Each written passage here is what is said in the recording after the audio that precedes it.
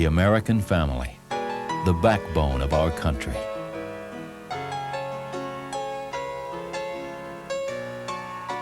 Strengthened through generations. Parents, grandparents, children.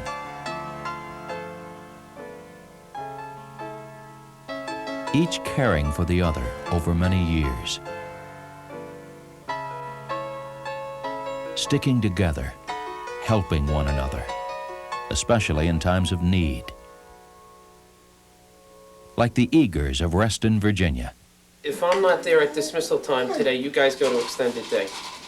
All right? Bill and Carol Eager have 11 children, ranging in age from one-year-old twins to college-bound Peggy. We're leaving Saturday, but Mommy and I are trying to figure out what to do with Grandma, because we both want to take Peggy back to school. But the family helps support Bill's parents, who live around the corner. And for the past 11 years, they've taken care of Margie, Carol's mother. Marge has Alzheimer's disease and has had it for about 6, almost 7 years. Of course, Marge requires a lot of care. We have to get her dressed, take her to the bathroom, bathe her. The thing that really she still knows how to do is to eat. Everything else, we really have to care for her and take care of her. It does get frustrating. There's no way I'm going to say, oh, it always works out, but I don't have any examples, but I get mad very often when I have to stay home and watch Grandma instead of going out. Yeah, definitely, but I don't know. I guess, it's worth it, because if we don't, then what we're saying is, there's no way my mom can do it all by herself, and if we don't, she's going to have to live somewhere else, and so we don't want that. 3 days a week, Margie goes to a daycare center where she has help from professional staff and can share lunch together with other clients. Feeling good today? This service costs the Eagers $90 a week. Added to the other financial demands of Marge's care, this has put a strain on the family. That's a financial drain, and her medical care as well. Marge has a small pension, but it's a little over $4,000 a year, which amounts to nothing. So it's very difficult to meet the financial needs, and really the worst part is still ahead of us, we understand. We want to keep Marge with us as long as we possibly can, but we also realize that there might be a time where that would become impossible. In terms of our total health care system, that we have seriously neglected the area of long-term care.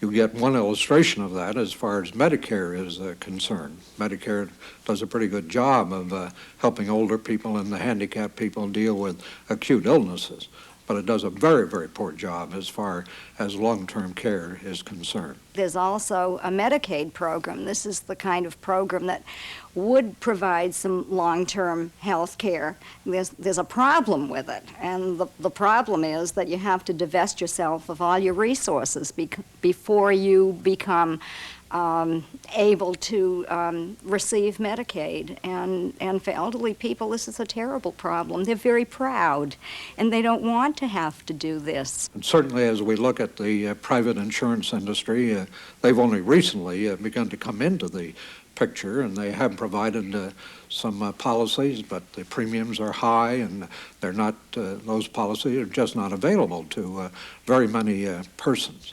And as far as many families are concerned, they're literally driven into personal bankruptcy because of the costs that they have to incur in order to deal with it. Mary and Wayne Hill of Des Moines, Iowa, did not have to declare bankruptcy after an operation left Wayne paralyzed at 56 years of age. But like many other couples across the country, they found that the only way they could qualify for benefits was by getting a divorce. My income kept him from getting a pension because they took family income into account. This put us above poverty, if you might say, and it's the only way that my income could be separated. We had to separate all finances so that he had his, I had mine, and this is why we had to divorce. having to go formally through that divorce, giving Wayne that uneasy feeling of no longer being a married person, that he did not have any ties to me, was quite upsetting to him. That would be real. You can't do anything for yourself, and here's the person who said that she would, and now she's getting a divorce. It's pretty upsetting. We have been married almost 33 years and have been taxpayers and loyal citizens all of these years, and have had a good record and have served our community and country. Anyone can end up in this.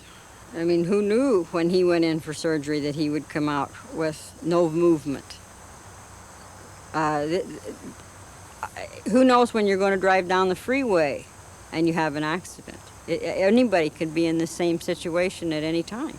Myself, I'm a senior citizen. If I'd get struck down tomorrow, we'll say with a stroke or something, and, I'm no longer, I can't move, you're darn right. I can see the problem. In fact, I worry about the problem. I think all of us do.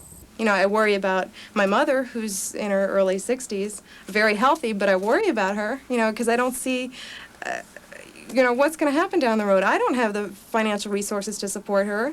And if they do accept the responsibility, that will put them under a financial burden, then in turn will have its impact on their children, because in order to deal with the problems confronting their parents in the long-term area, they'll find it necessary to deprive their children possibly of some educational opportunities. So there's a very real concern here as far as all generations are concerned. You always got to have money there to take care of Alex's needs before the other people get to, the rest of the family get to have what they want. I mean, we've always got to keep money there for him to take care of his needs. Look at the kids. For nursing care, there's nursing homes, and that's running, $25,000, $30,000 a year. Now, if it is skilled nursing, they have better luck because that is reimbursable. I think the real problem comes in just custodial care. That is not reimbursed. Catherine Ham takes care of her husband, John, at their small home in Nashua, New Hampshire. John was completely disabled by a series of strokes a few years ago. Catherine can only afford to have nurses come in for a few hours a week, so the primary responsibility for John's care falls on her. I would say 7/8 of the day into the night are taken up with him, because he has a feeding at night or a medication at night before we go to bed, so you're constantly doing something for him. The first thing when I get up in the morning, I fix his medication and take it into him, give it to him, because that has to be an hour before a meal or 2 to 3 hours after a meal. And I have to get out to go, I have to go to the doctor's myself. I've had quite a few things to take care of, and go grocery shopping. So that's about the only time I get out. I feel like a bird in a cage. If it weren't for the visiting nurses, I don't know what I'd do, because in a nursing home, it's over $1,000 a month. And if you're trying to live on your Social Security, there's no way you're going to make it. Now, the visiting nurses have a companion program, and they don't come under 2 hours, and it's $7 an hour, so there's $14. Our Social Security between the two of us is a little over $900 a month. And by the time you pay your rent, your utilities, buy your food, pay your insurances, and any of the other little idiosyncrasies that you have to pick up and buy, there isn't that much left. Difficult as it is for the Hams, things could get worse. If Catherine were to get sick or become unable to take care of John, Bringing in a nurse full-time, even at just $7 an hour, would add up to $5,000 a month, far beyond their modest budget. Many older Americans are faced with a different problem. Though not really disabled, they often wind up in nursing homes because there is no affordable public or private insurance covering the kind of limited home care that would allow them to remain at home. There are many, many Americans who very easily, if they needed care, could stay in a home care setting, but because they're alone or they have no family members or no community support, they are forced into nursing homes. There are a lot of people that when they reach their frail elderly years would like to continue their life with dignity and live in their own homes. And yet we see a lot of people that for little or no reason are forced into nursing homes. Right. Americans are struggling with a number of responses to the problem of long-term care. But except for the very rich, these solutions almost always involve financial strain and family stress. Because almost every American family will face this problem at some point, people are looking for better ways to pay for long-term care. I feel that if we aren't concerned about these people, we aren't the kind of country we said and try to be, because these people give a lot to the country. And sometimes we tend to forget that. It seems to me that if we're going to work out a solution, we've got to make up our minds, first of all, that we're going to approach it as a national community, that we're going to develop some kind of a program of action that will operate in all parts of our nation. Then it seems to me we've got to figure out how to pool our resources in such a manner as to deal with this particular hazard and vicissitude of life. Which is that there has to be some governmental backup on this. If the private industry is failing by their own admission to provide the proper and complete insurance coverage through their own best marketing techniques, then there has to be a backup system. And if private sector ain't doing it, then it has to be the public sector. But what we need now is a program just like Social Security that will take care of long-term care. I've never been one to feel that someone else should take care of me, and so and that's been very important in our family. And so either way, if it was a private concern, insurance companies or a government program, I wouldn't feel uncomfortable starting to pay right now for care later. We're talking about our family, people that you love, people that you care about. You know, what's the little taxes benefiting for or helping your family or somebody else's family? I'd like to see some evidence of a real commitment on the part of candidates to dealing with this problem. And I think that that's a subject that every politician should discuss. I think everybody should be interested enough to let the candidates know what they want. If a presidential hopeful were to say, we're going to take care of the elderly and it's not going to cost you anything, I would not believe it. If a presidential hopeful would say, if everyone pitches in, we will make sure we have a feasible program for the elderly, I would be willing to pay extra taxes. I think people, therefore, coming up with any kind of a program have to make it clear how that program is going to be funded. It's one thing to say we're going to do this, that, or the other thing for people who are in need, and another thing to reassure them that the mechanism for funding this and the commitment to do so is really in place. My impression is that candidates have two decisions to make. They can come to a state such as ours, or any state for that matter, and talk about issues they think are important, and hopefully connect with an individual so that they earn that person's vote.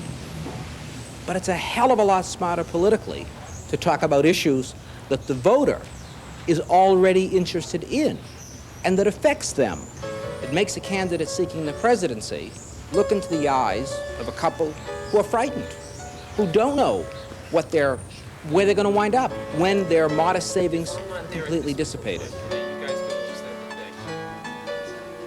You know, she loved us a lot. I think, you know, in a way she still does, but she can't express it in any way.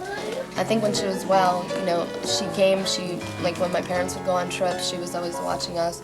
She was the one who always brought us to the movies, took us out to get ice cream. And so in a way you feel like you have to return that, you know, and this is the way. Maybe if she was well, I would never return it, you know, I would just take it for granted.